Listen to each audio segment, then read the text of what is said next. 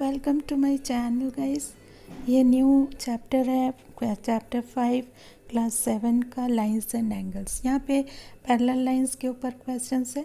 और एक बात मैं बता देना चाहती हूँ कि पैरेलल लाइंस ज़रूरी नहीं है कि हॉरिजॉन्टली हो, ये वर्टिकली भी हो सकते हैं। तो इसको ध्यान में रख के आपको क्वेश्चन करते वक्त आप फिगर को इधर उधर घुमा करके देख सकते हैं कि कौन सा लाइंस पैरेलल आ रहा है, कौन सा लाइंस पैरेलल नहीं हो रहा है। State the property that is used in each of the following statements. यहाँ पे जो स्टेटमेंट्स दिए हैं उसमें जो प्रॉपर्टी यूज़ की गई है उसको बताना है।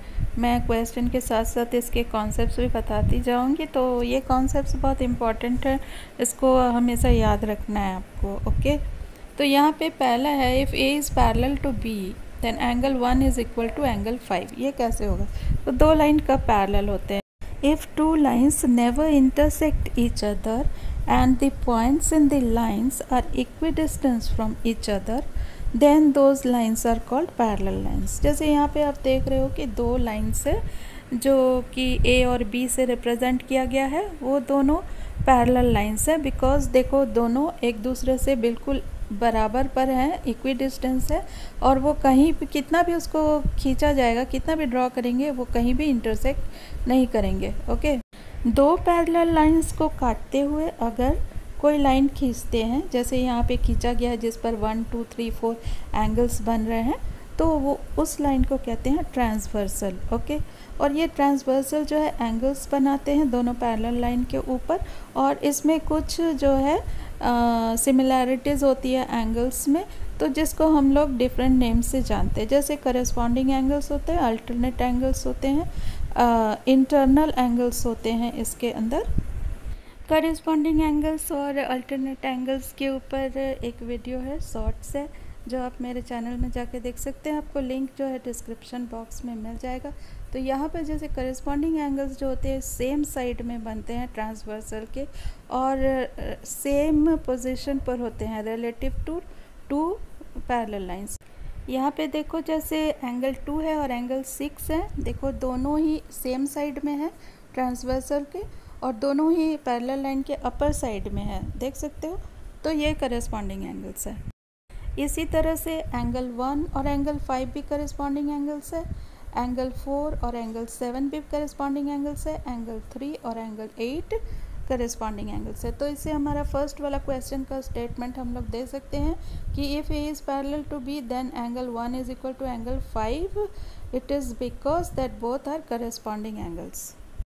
इसी तरह अल्टरनेट इंटीरियर एंगल जो बनते हैं वो हमेशा ट्रांसवर्सल के अपोजिट साइड में बनते हैं, और पैरेलल लाइंस में भी अपोजिट साइड में होते हैं। जैसे यहाँ पर देखो अल्टरनेट इंटरनल एंगल कौन से हैं, जैसे कि 3 है और 5 है। ओके, एंगल 3 एंड एंगल 5, जैसे एंगल 4 है एंड एंगल 6 है।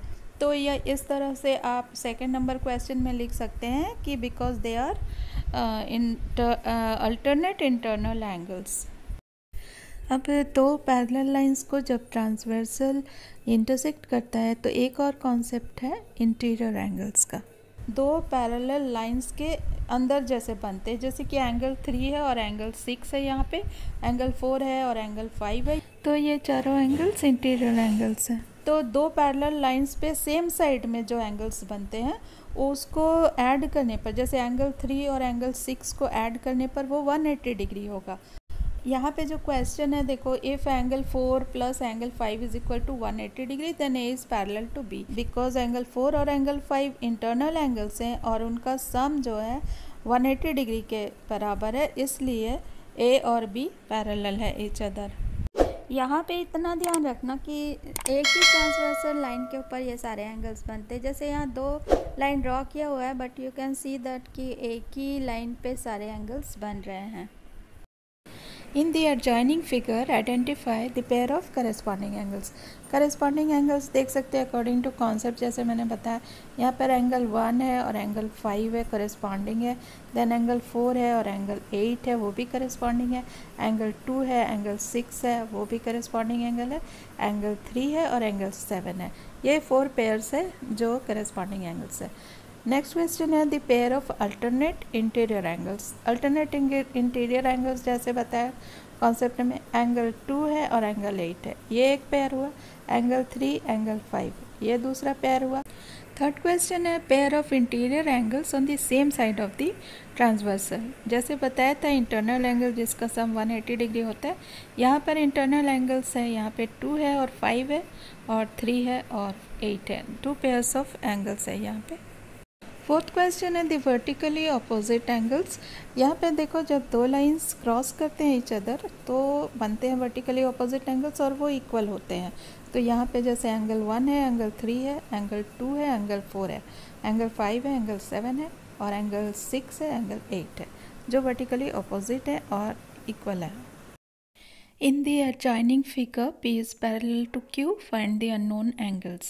इसमें P और Q क्या पैरेलल लाइन्स है और देखिए कि उसको एक ट्रांसवर्सल कट कर रहा है और वहाँ पे बहुत सारे एंगल बन रहे हैं। एक एंगल दिया हुआ है 125 डिग्री। 125 डिग्री का करस्पॉन्डिंग एंगल हम लोग देखते हैं कहाँ पर है, तो वो एंगल D है, तो D भी हो जाएगा 125 डिग्री।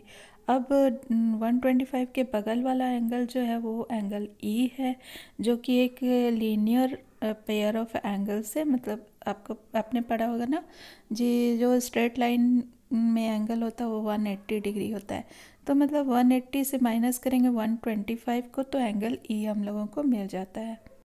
माइनस करने पर होता है 55 डिग्री, तो angle E is equal to 55 degree.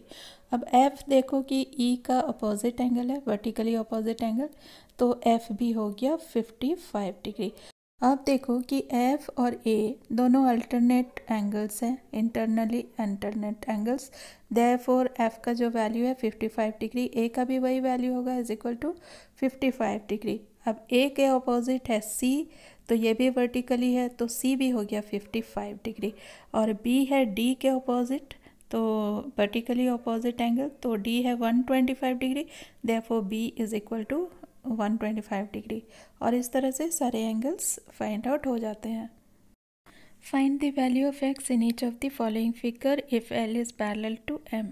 अब एक बात मैं आपको बताती हूँ कि दिमाग में जितने सारे प्रॉपर्टीज ट्रायंगल्स के पैरेलल लाइंस के आते हैं आपको, उसमें से कोई सी भी आप यूज़ कर सकते हैं। कोई ज़रूरी नहीं कि बुक में जो दिया हुआ है उसी को, मतलब जैसे लिखा हुआ है जस्ट वैसे का वैसे ही करना हो।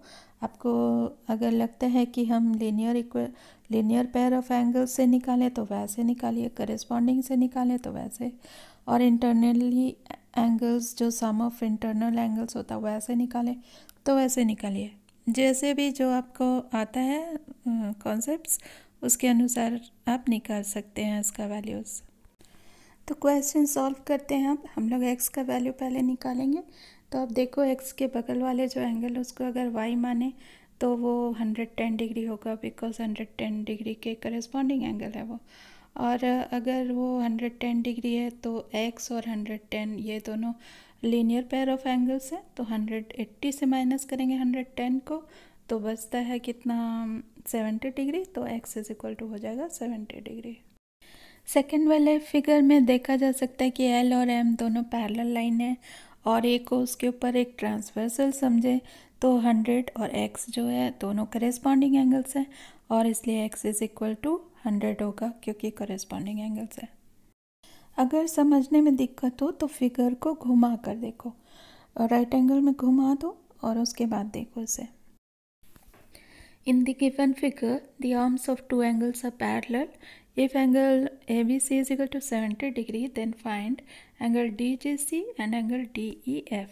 सबसे पहले फिगर में देखो कि AB और DG दोनों पैरेलल लाइंस होंगे और अगर हम लोग BC को ट्रांसवर्सल माने तो एंगल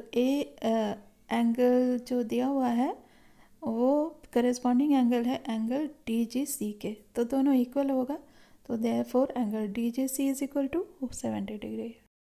अब जैसे कि क्वेश्चन में दिया हुआ है the arms of two angles are parallel, तो यहाँ पे BC और EF ये भी पैरेलल लाइंस है और इसमें DE जो है एक ट्रांसवर्सल के रूप में है, तो देयरफॉर जो DGC है और जो हमें निकालना है अभी DEF दोनों एंगल्स करेस्पॉन्डिंग एंगल्स हैं, देयरफॉर दोनों का वैल्यू इक्वल होगा, that is equal to 70 degree.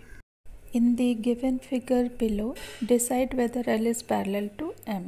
पहला वाला क्वेश्चन देखो, दो एंगल्स दिए हुए, अगर दोनों लाइन पैरेलल होते हैं एल और एम तो इंटीरियर एंगल्स होंगे और दोनों का सम 180 डिग्री होना चाहिए। तो हम लोग प्लस करके देखते हैं, ये 170 डिग्री आ रहा है। That means the two lines are not parallel because the sum of interior angles are not equal to 180 degree. Second question में देखो, दो एंगल दिया हुआ है 75 डिग्री 75 डिग्री। एक एंगल हम लोग फाइंड आउट करेंगे लीनियर पेयर ऑफ एंगल के हिसाब से, तो 180 से माइनस करने पर 75 डिग्री 105 डिग्री आता है। अब देखो कि करस्पॉन्डिंग एंगल्स बन रहे हैं, लेकिन करस्पॉन्डिंग एंगल्स इक्वल होने चाहिए अगर लाइंस पैरेलल हो। ऐसा नहीं हो रहा है, एक है 75 डिग्री एक है 105 degree, therefore the two lines are not parallel. तीसरे वाले क्वेश्चन में देखो कि दो एंगल्स दिया है 57 डिग्री एंड 123 डिग्री। अब इसमें तो कुछ रिलेशन नहीं है, लेकिन हम लोग 57 डिग्री का अगर वर्टिकली ऑपोजिट एंगल देखें तो y मानते हैं, तो y इज इक्वल टू भी 57 डिग्री होगा। और अब हम लोगों को दो इंटीरियर एंगल्स मिलता है, एक है 123 डिग्री और दूसरा है 57 डिग्री। अगर दोनों इंटरनल एंगल्स को आप सम करते हैं 123 डिग्री प्लस 57 डिग्री, तो ये this is equal to 180 degree. Therefore the lines L and M are parallel to each other. Question 4 देखो, दो एंगल्स दिया हुआ है, एक है 72 डिग्री दूसरा है 95 डिग्री 98 डिग्री। तो अभी हम लोग देखो यहाँ को लास्ट वाले थर्ड वाले क्वेश्चन को लेके वैसे भी कर सकते हैं। चलो सेकंड वाले क्वेश्चन जैसे किए थे वैसे ही करते हैं। 98 डिग्री के बगल वाले एंगल को फाइंड आउट करते हैं लीनियर पेयर ऑफ एंगल्स के अनुसार। तो 180 में से 98 को माइनस करते हैं तो 82 डिग्री आता है। अब 82 डिग्री और 72 डिग्री करस्पॉन्डिंग एंगल्स है, but they are not equal, so the lines are not parallel. I hope कि आप लोगों को वीडियो पसंद आई होगी एंड ज़्यादा से ज़्यादा क्वेश्चन खुद से सॉल्व करने में हेल्प मिलता होगा। तो प्लीज़ अगर वीडियो पसंद आए तो लाइक और सब्सक्राइब ज़रूर करें और अपना फीडबैक कमेंट बॉक्स में ज़रूर शेयर करें।